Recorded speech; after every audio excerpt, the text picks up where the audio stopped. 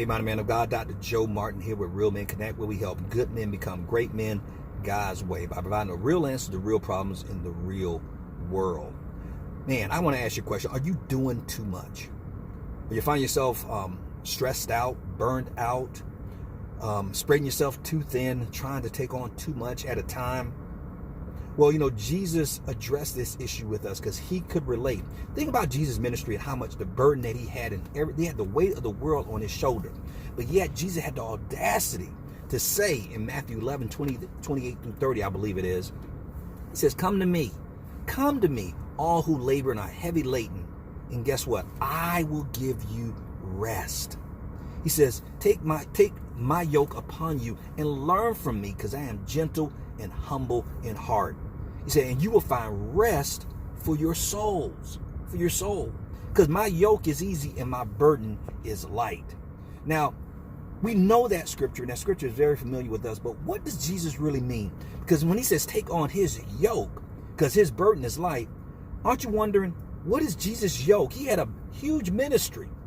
He had the weight of the world on his shoulder. What yoke does he have that is so easy, and why is the burden light, and why should we take it upon ourselves? Well, I think you have to stay in that same that book in Matthew. If you go to Matthew, I think it's 22, 36 through 39. And guess what? A scribe came up to Jesus. One of the religious people came up to Jesus and says, Jesus, Rabbi, what is the greatest commandment in the law? And Jesus responded to him, the greatest commandment in the law? Oh, that's easy. To love the Lord your God with all your heart, soul, and mind. And he says that's the first and great commandment. But Jesus went on to say, and the second is close to it, to love your neighbor as you do yourself. And there you have it. That's Jesus' yoke.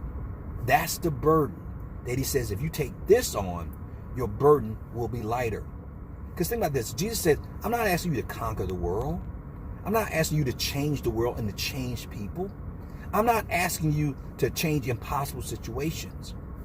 All the Father is asking us to do, and he says, that's the burden that I have, the yoke that I have, and the burden that I have, and I want you to take that on from a humble standpoint, is to love the Lord your God with all your heart, your soul, and your mind, and then to love your neighbor as you do yourself. Now think about all the stuff that we do that stress ourselves out and what we worry about and we get anxious about. But when you break it down to the smallest common denominator, isn't it easier just to love God and to love others? And we let that guide our actions, our thoughts, our emotions. If we focused on that, guess what we will find? Jesus said in Matthew 11, 28 through 30, he says, you will find rest for your soul.